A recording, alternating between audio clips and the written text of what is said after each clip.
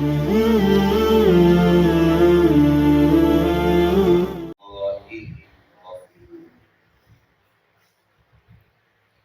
اللہ کو پکارنے والے جو غیر اللہ کو پکارتے ہیں، اللہ کے علاوہ نبی ولی بزرگ اولیاء شہداء شجعاء کو پکارتے ہیں،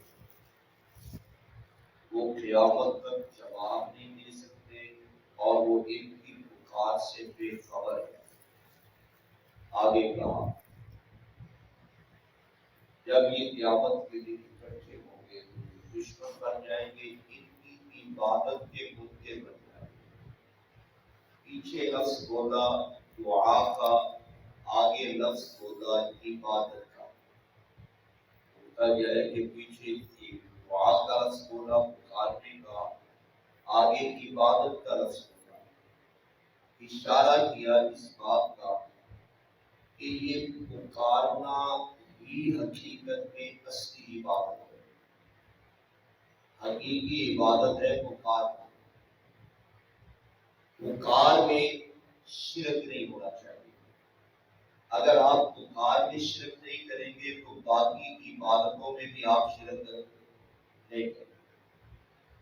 اگر آپ پکار میں شرک کریں گے، اللہ کے نام کے ساتھ اوروں کو پکاریں گے تو پھر آپ سجدہ بھی اور کے نام کا کریں گے، پھر آپ کو کوئی ہچکچاہٹ نہیں ہوگی، کوئی چیز رکاوٹ نہیں بنے گی، آپ غیر اللہ کے نام کا سجدہ بھی کر دیں گے، ریاض بھی دے دیں گے، نظر بھی کر دیں گے، چڑھاوا بھی کر دیں گے، غیر اللہ کے نام پر آپ شریکی بھی تقسیم کر دیں گے۔ اگر آپ نے پکار میں غیر اللہ کو ساتھ شامل کیا، اگر آپ پکار میں شریک نہیں کرتے، کوئی صورت نہیں ہے اللہ کے فضل سے کہ آپ باقی باتوں میں اللہ کے ساتھ غیر کو شریک کریں۔ اصل عبادت ہے پکارنا، پکار خالص ایک اللہ کے لیے بندے کی ہونی چاہیے۔ اور یہی بات یہاں فرمائی کہ غیر اللہ کو پکارے جواب نہیں ملے گا اور وہ پکار کے منکر بن جائیں گے۔ اگلی آیت میں کہا وہ ان کی عبادت کے منکر بن جائیں گے۔ ایک دوسرا مقام دیکھیے قرآن پاک کا، یہاں پر بھی ایک قریب انداز اللہ رب العالمین نے اسی قسم کا اپنایا ہے کہ پہلے لفظ پکار، اس کے بعد لفظ عبادت، پہلے پکار کا مسئلہ اور پھر ساتھ ہی لفظ عبادت کا مسئلہ۔ یہاں پر بھی یہی مرکزی نقطہ ہے۔ اللہ رب العالمین فرماتے ہیں، فرمایا کہ اے میرے پیغمبر قال ربکم، کہتا ہے تمہارا رب کہتا ہے، داتا کہتا ہے، اللہ کہتا ہے ادعونی، مجھے ہی پکارو، یا اللہ مدد صرف مجھے کرو، مدد معاونت استعانت صرف میرے نام کی، ادعونی استجب لکم، میں تمہاری پکار کو خود پہنچتا ہوں، میں تمہاری پکار کا خود جواب دیتا ہوں۔ ان الذین یستکبرون عن عبادتی، اور وہ لوگ جو میری عبادت سے تکبر کرتے ہیں، بڑائی کرتے ہیں، ان قریب وہ ذلیل و رسوا ہو کر جہنم میں جائیں گے۔ اب دیکھو نا، پہلے کہا مجھے پکارو اور پھر کیا کہا جو میری عبادت سے تکبر کرے گا۔ اب یہاں پر بھی پہلے لفظ پکار آیا اور بعد میں لفظ عبادت آ گیا۔ اشارہ کیا کہ پکار اس میں شرک نہیں ہونا چاہیے، پکار میں غیر اللہ کی معاملت نہیں آنی چاہیے، کیونکہ پکار ہی حقیقت میں اصلی عبادت بنتی ہے۔ حدیث پاک ہے ترمذی شریف میں، رسول اکرم صلی اللہ تعالی علیہ وسلم فرماتے ہیں الدعاء ہی العبادت، الدعاء ہی العبادت۔ اس حدیث کے دو معنی ہیں۔ ایک معنی یہ ہے کہ پکارنا یہ عبادت ہے، دعا کرنا یہ عبادت ہے، یعنی یہ اس شبہ کا جواب دے دیا۔ بعض لوگ کہتے ہیں کہ جی ہم نے اللہ تعالیٰ سے مانگا ہے عزت مانگا، اولاد مانگی، بیوی مانگی، برکت مانگی، نہیں ملی جی، بڑے حالات خراب ہو گئے۔ نبی مکرم صلی اللہ علیہ وسلم نے فرمایا کہ جس طرح نماز عبادت سمجھ کر پڑھتے ہو، روزہ، حج، زکات عبادت سمجھ کر ادا کرتے ہو، اسی طرح دعا بھی عبادت سمجھ کر مانگا کرو۔ یہ شکوے اور شبے اور اس طرح کے سوالات دین میں نہ لایا کرو کہ جی ہماری پکار سنی نہیں گئی۔ فرمایا کہ یہ عبادت ہے اور اپنا عبادتی فرض پورا کرو۔ پہلا تو یہ انداز ہے اس حدیث کا۔ دوسرا معنی جو حقیقی معنی ہے، الدعاء ہی العبادۃ، نبی مکرم نے فرمایا دعا ہی، پکار ہی حقیقت میں عبادت ہے، یعنی پکار میں گڑبڑ نہیں ہونی چاہیے، پکار غیر اللہ کے نہیں ہونی چاہیے۔ غیر اللہ کی پکار کیا ہے؟ یا اللہ مدد، یا رسول اللہ مدد، یا اللہ مدد، یا علی مدد، یا اللہ مدد، یا حسین، یا حسن، یا پیر، یا شہید، فلانا مدد۔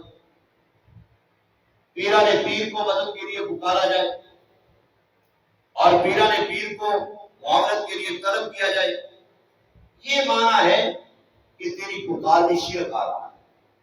پکار صرف کس کے لیے ہے؟ ایک اللہ رب العالمین کے لیے۔ پکار میں شرک نہیں آنا چاہیے۔ اگر پکار میں شرک ہے، بے شک آپ چلے جائیں۔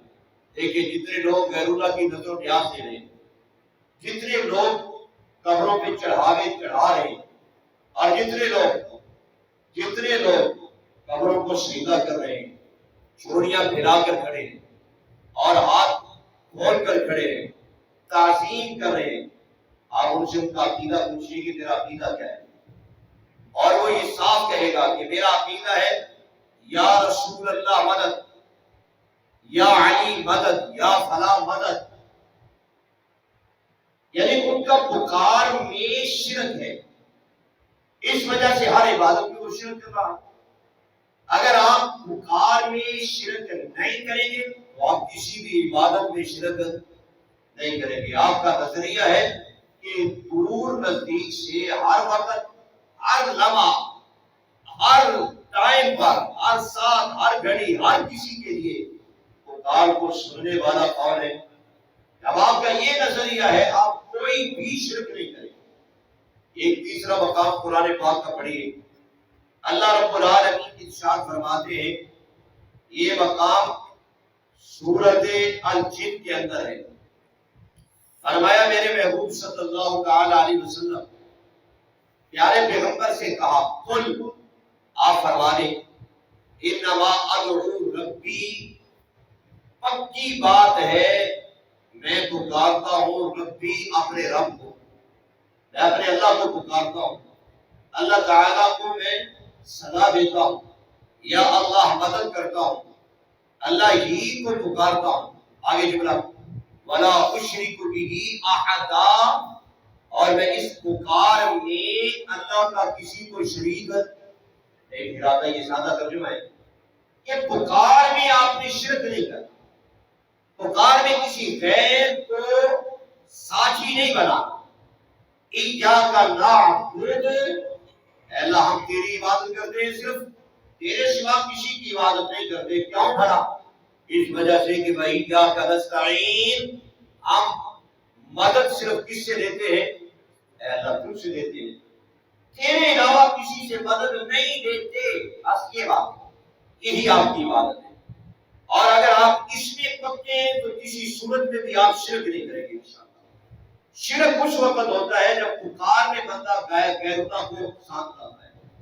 قل کہہ دیجیے انما ادعو ربی، پکی بات ہے کہ میں پکارتا ہوں اپنے رب کو، ولا اشرک بہ احدا، اور میں اس پکارنے میں اللہ کا کسی کو شریک نہیں بناتا۔ یہ قرآن پاک کی آیت ہے۔ آئیے ذرا حضرت سیدنا ابراہیم خلیل اللہ علیہ السلام، ان کا انداز اور تذکرہ بھی دیکھیے قرآن پاک میں۔ حضرت ابراہیم کو چیخہ نمرود میں پھینکا جا رہا اور ان کو آگ میں پھینکا جا رہا تھا، اور وہ آگ میں جب پہنچے ہیں، حدیث میں آتا ہے جیسے آگ میں پھینکا گیا، جبریل آ گئے، آ کر کہنے لگے کہ اے ابراہیم میں آپ کی مدد کرنا چاہتا ہوں۔ تو حضرت جبریل نے حضرت ابراہیم نے فرمایا کہ کیسے آئے گا؟ اللہ تعالیٰ کے کہے پر میں نے کہا کہ اللہ تیرا نبی ہے، آگ میں جا رہا ہے، فرمایا جاؤ دیکھ لو، جا کر خود ہی جا کر پوچھ لو۔ ابراہیم علیہ السلام نے فرمایا مجھے کسی کی بھی مدد کی ضرورت نہیں، اللہ مجھے دیکھ رہا ہے، اللہ کے نام پر جا رہا ہوں، اللہ ہی ہے مدد کے لائق۔ حسبی اللہ، فرمایا مجھے کافی ہے کون؟ مجھے اللہ کافی ہے، بس اللہ تعالیٰ ہی میرے لیے کافی ہے، مجھے کسی کی مدد کی ضرورت نہیں۔ اور ہوا کیا؟ اللہ کریم فرماتے ہیں جب اس نے خالص ہمیں پکارا اور ہمیں ہی آواز دی، صدا دی، حسبی اللہ کہنے لگا، اللہ ہی کافی ہے مجھے، بس مجھے کسی اور کی ضرورت نہیں ہے، ہم نے مدد کر دی۔ ہم نے براہ راست خطاب کیا آپ کو، یا دار پوری پردہ وسلام علی ابراہیم، اے آپ ابراہیم پہ ٹھنڈی سلامتی والی مہربان بن کر ابراہیم کی اور ٹھنڈک پہنچا، ہم نے مدد فرمائی۔ اور آگ نے ابراہیم کا بال بھی بہکا نہیں کیا، بال کو بھی آگ نہیں لگی، بالکل نہیں لگی۔ اب ابراہیم علیہ السلام آگ سے باہر آ گئے، یہ قرآن پاک کہتا ہے، فرمایا کہ ان فی ذلک لآیات لقوم یؤمنون، سورۃ عنکبوت 21واں پارہ ہے، اللہ 20واں پارہ، اللہ فرماتے ہیں ان فی ذلک لآیات لقوم یؤمنون، ایمان والو ابراہیم کے اس واقعہ میں تمہارے لیے نشانیاں ہیں۔ کیا مانا ہے؟ اللہ نے یہ کیوں نہیں فرما دیا کہ لوگوں تمہارے لیے نشانیاں، انسانوں تمہارے لیے، آدم کی اولاد تمہارے، بلکہ کیا کہا؟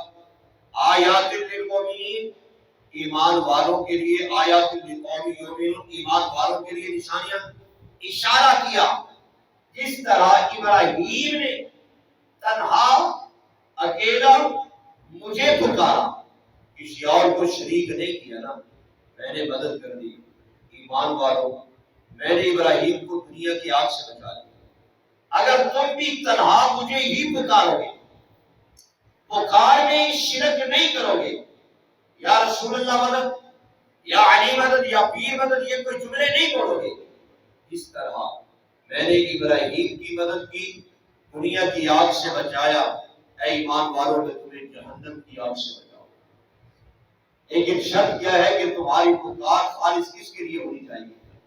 ایک رب کے لیے ہونی چاہیے، بس، اور کے لیے نہیں۔ اب آخری بات، جب جنتی جنت میں چلے جائیں گے، یہ جو میں کہہ رہا ہوں نا کہ پکار ہی حقیقت میں عبادت ہے، یہ خالص ہونی چاہیے، اس میں کسی طرح کا تردد، کوئی شبہ، کوئی شراکت نہیں ہونی چاہیے۔ اس وجہ سے ہمارا عقیدہ ہے جو شخص یہ کرتا ہے کہ ان میں پکار میں خیر کو شریک کرتا ہے، وہ بندہ مشرک ہے، وہ شرک پیشہ ہے، وہ شرک کرنے والا بندہ ہے، اس کی بخشش نہیں ہے۔ بخشش اسی کی ہے جو پکار خالص اللہ کے لیے کرتا ہے۔ جب جنتی جنت میں چلے جائیں گے، دوست آپس میں بیٹھے ایک دوسرے سے بات چیت کریں گے، یار ہم جنت میں کیوں آئے؟ دنیا میں تو ہم ڈرے ہوئے تھے، پتہ نہیں کیا بنے گا، مرنے کے بعد پتہ نہیں کیا بنے گا، ہم تو پریشان تھے، خوف زدہ تھے، اب ہم جنت میں آئے ہیں، رب کریم نے ہمیں جنت عطا فرمائی۔ جنت میں آنے کی وجہ کیا ہے؟ اب یہ قرآن پاک کی زبانی سنیے یہ جملے، آخر ہم جنت میں آئے، ہم تو دنیا میں ڈر رہے تھے، خوف زدہ تھے، پتہ نہیں کیا ہونے والا ہے ادھر، لیکن الحمدللہ اللہ نے مہربانی فرمائی۔ ہم قالوا انا كنا قبل في آلنا مشفقين، سورۃ الطور ہے، 27واں پارہ ہے، ہم تو اپنے علاقے میں، گھر میں، دنیا میں ڈرے ہوئے تھے۔ فمن اللہ علینا، اللہ نے ہم پہ احسان فرمایا، ووقانا عذاب السموم، جھنسا دینے والے عذاب سے اللہ نے ہمیں بچا لیا۔ انا كنا من قبل، نہ تو یہ جملہ ہے، اللہ فرماتے وہ کہیں گے اصل جنت میں پتہ کیوں آئے؟ اصل ہم جنت کے حقدار پتہ اس وجہ سے بنے، انا كنا من قبل ندعو دنیا میں ہم ہر وقت جب بھی ضرورت پڑی تو پکارا کس کو کرتے تھے؟ ایک اللہ کو پکارا کرتے تھے. یہ پکار عبادت، اس میں شرک نہیں آنا چاہیے. بس اس میں غیر اللہ کی شراکت نہیں رہنی چاہیے. آپ کی زبان میں صرف یہ ہو کہ میری مدد کرنے والا، مشکلات سے نکالنے والا، پریشانیوں کو حل کرنے والا، تکلیفوں کو دور کرنے والا، مصیبتوں کو زائل کرنے والا، بیماریوں کو ہٹانے والا، الجھنوں سے نکالنے والا، کشتیاں پار لگانے والا صرف اور صرف کون ہے؟ ایک اللہ ہے. یہ بات ہے آج ہمارے سبق میں کسی بات کی تشریح ہوئی ہے. الحمدللہ رب العالمین.